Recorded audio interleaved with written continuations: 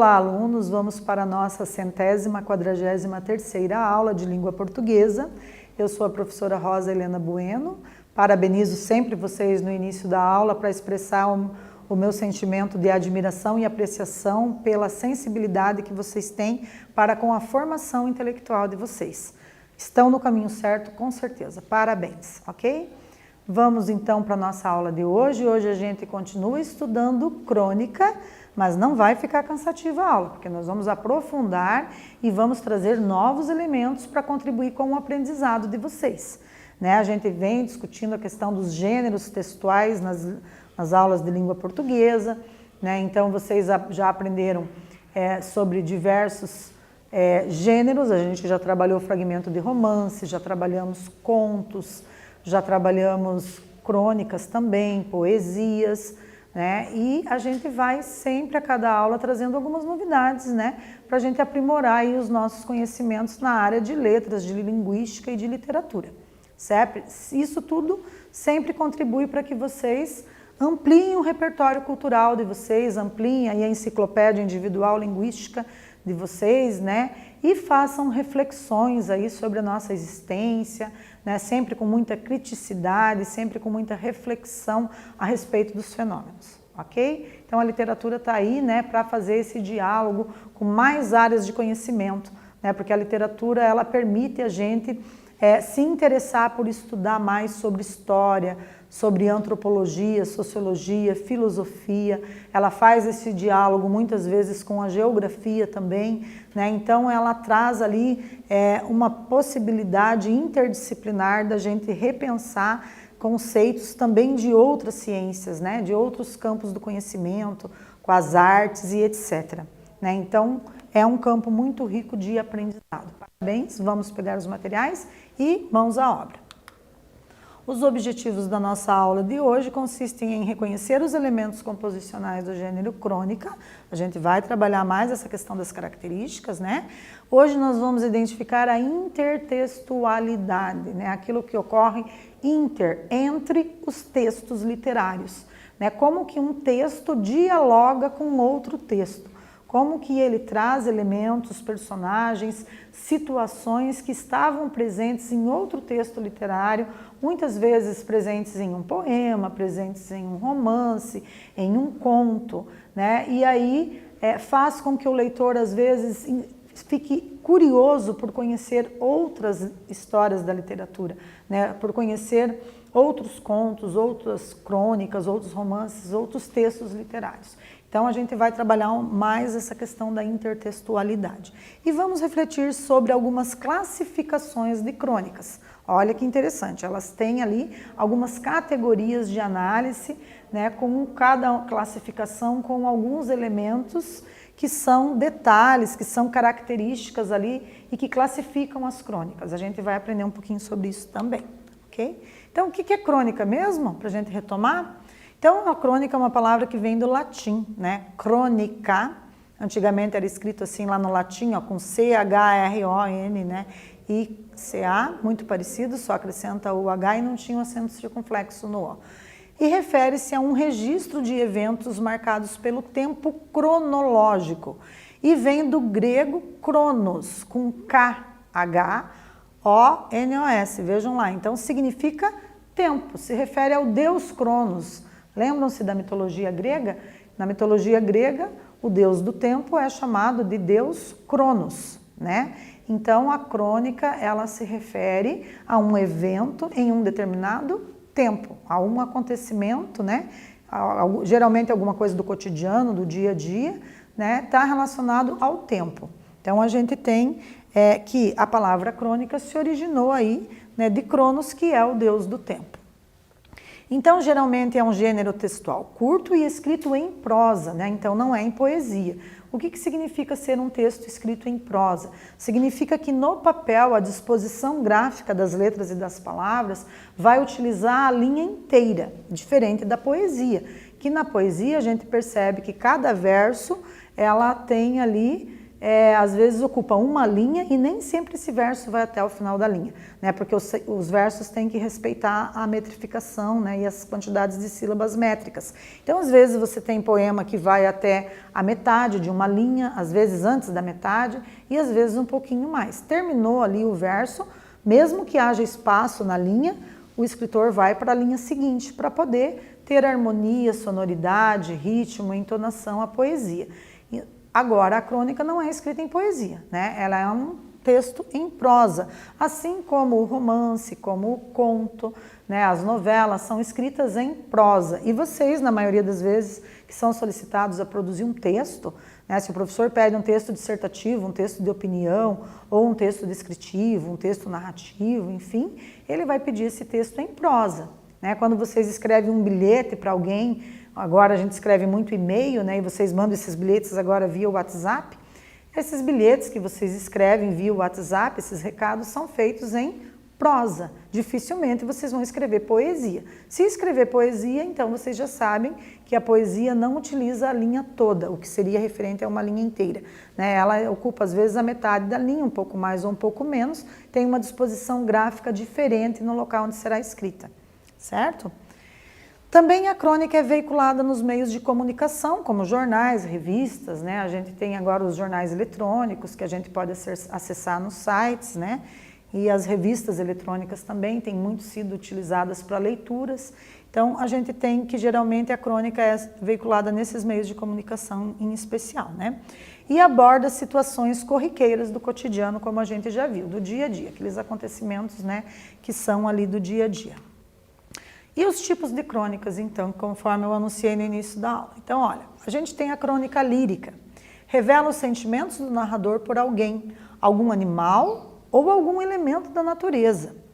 A crônica jornalística, produzidas para os meios de comunicação, onde utilizam temas da atualidade para fazer reflexões. Aproxima-se da crônica dissertativa. A crônica histórica é marcada por relatar fatos ou acontecimentos históricos com personagens, tempo e espaço definidos. Aproxima-se da crônica narrativa também. E a crônica humorística apela para o humor como forma de entreter o público, criticar alguns aspectos, sejam eles da sociedade, política, cultura, economia e etc. Então vamos ler a crônica intitulada O Amor e a Morte, do Carlos Heitor Coni. Vamos lá, pessoal? Esta é uma crônica do escritor e jornalista Carlos Heitor Coni, editorialista da Folha de São Paulo e membro da Academia Brasileira de Letras, ABL, desde 2000, que dedica à companheira de 47 anos, Rita. O Amor e a Morte. Foi em dezembro, 10 anos atrás. Mila teve 9 filhotes. Impossível ficar com a ninhada inteira. Fiquei com aquela que me parecia a mais próxima da mãe. Nasceu em minha casa. Foi gerada em minha casa. Nela viveu esses 10 anos, participando de tudo. Recebendo meus amigos na sala, cheirando-os e ficando ao lado deles. Sabendo que, de alguma forma, deveria homenageá-los por mim e por ela. Ao contrário da mãe, que tinha alguma autonomia existencial, aquilo que eu chamava de fumos fidalgos, como o Dom Casmurro, Titi era um prolongamento, o dia e a noite, o sol e todas as estrelas. O universo dela centrava-se em acompanhar, resumia-se em estar perto. Quando Mila foi embora, há 2 anos, ela compreendeu que ficara mais importante e, se isso fosse possível, mais amada. Escoou com sabedoria a dor e o pranto, a ausência e a tristeza. E se já era atenta aos movimentos mais insignificantes da casa, com o tempo tornou-se um pedaço significante da vida em geral e do meu mundo particular. Vida e mundo que deverão, agora, continuar sem ela, se é que posso chamar de continuação o que tenho pela frente. Perdi alguns amigos recentemente, mas foram perdas coletivas que doeram. Porém, de certa forma, são compensadas pela repartição do prejuízo. Perder Titi é um resto de terra arrancado de mim mesmo. E estou citando pela segunda vez Machado de Assis, que criou um cão com o nome do dono, Quincas Borba, e sabia como ninguém que dono e cão são uma coisa só. Essa coisa só fica mais só, nem por isso fica mais forte, como queria Eisben. Fica apenas mais sozinho mesmo, sem ter aquele olhar que vai fundo da gente e adivinha até a alegria e a tristeza que sentimos sem compreender. Sem Tite, é mais fácil aceitar que a morte seja tão poderosa, desde que seja bem menos poderosa do que o amor. Observem que o narrador se refere a Dom Casmurro e ao romance intitulado Quincas Borba, de Machado de Assis. Ao fazer referência aí a esses dois textos literários, ele está fazendo o que nós chamamos de intertextualidade. Ele promove esse diálogo entre os textos. Então, se o leitor não conhece Quincas Borba, não conhece o Dom Casmurro, espera-se estimular também a curiosidade para que ele vá conhecer, vá pesquisar. É só digitar lá no Google, vai aparecer, está disponível para domínio público as obras do Machado de Assis e que enriquecem muito o nosso repertório cultural, linguístico, e o nosso intelecto. Quincas Borba é um romance do escritor brasileiro Machado de Assis, publicado entre 86 e 91 na revista Estação. A obra é composta de 201 capítulos curtos. Ela faz parte da trilogia realista do escritor, ao lado de Memórias Póstumas de Brás Cubas e Dom Casmurro. Então, é um escritor que teve suas obras publicadas numa escola literária que a gente chama de realismo. E agora, pessoal, vamos para a nossa primeira atividade para aquecer. Como classificar a crônica que acabamos de ler? Seria uma crônica histórica, de humor ou lírica? Um tempo para essa resposta.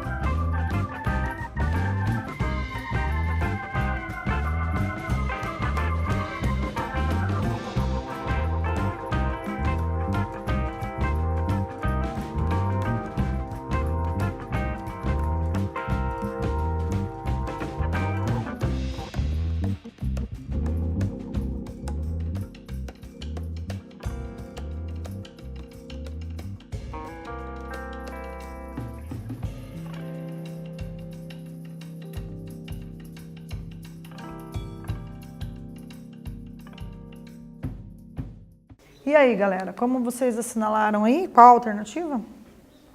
Então, nós podemos classificar essa crônica de crônica lírica, Lembram-se que a crônica lírica, ela reflete os sentimentos, Então, tem um eu lírico ali que demonstra os seus sentimentos, com relação a uma situação que aconteceu no cotidiano. Próximo exercício. Eu vou pedir para vocês ler atentamente este fragmento e responder o que o narrador quer expressar quando afirma que Tite era um prolongamento, o dia e a noite. Prolongamento de que será? Então, ao contrário da mãe, que tinha alguma autonomia existencial, aquilo que eu chamava de fumos fidalgos, como o Dom Casmurro, Tite era um prolongamento, o dia e a noite, o Sol e todas as estrelas. O universo dela centrava-se em acompanhar, resumia-se em estar perto. E aí, galera? Um tempo para vocês fazerem essa reflexão e elaborarem uma resposta.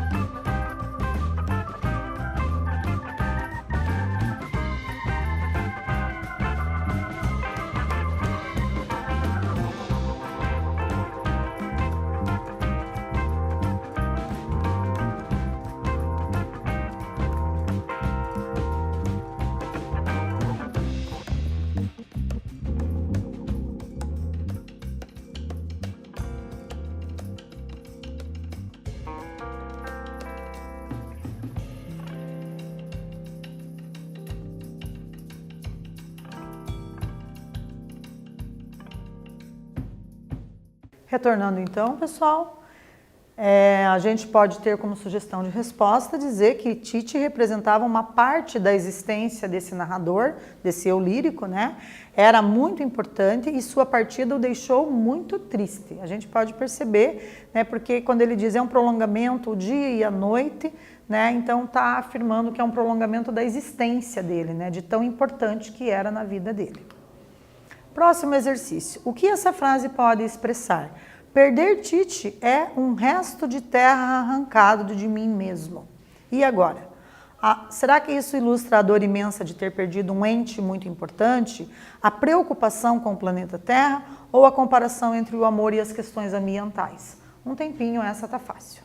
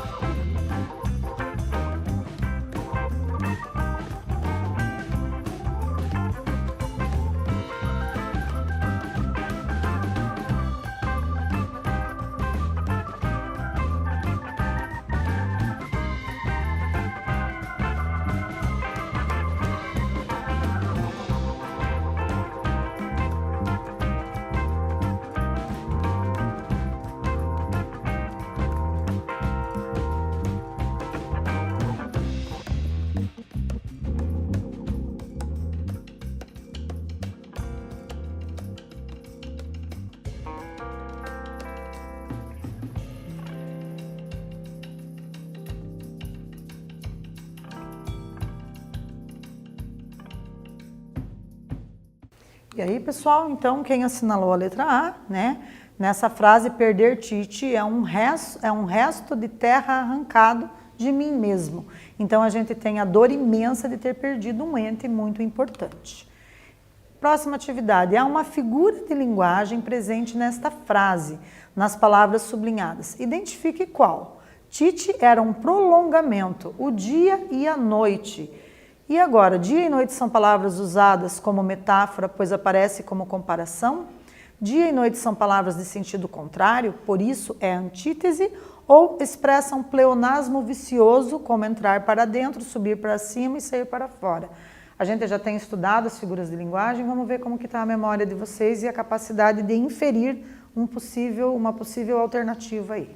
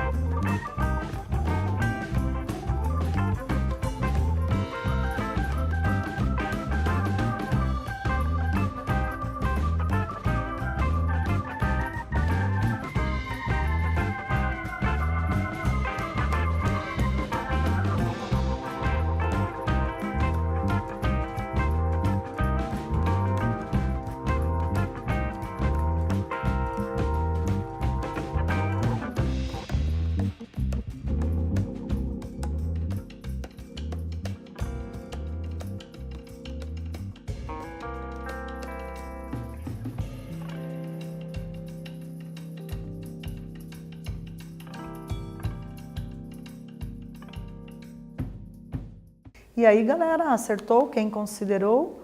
Dia e noite são palavras de sentido contrário, por isso é uma antítese. Muito bem. Então, hoje a gente reviu mais um pouquinho as características da crônica, né? Estudamos algumas classificações e a intertextualidade presente nesse tipo de texto. Muito bem, agradeço a participação de todos, continuem em casa se puderem.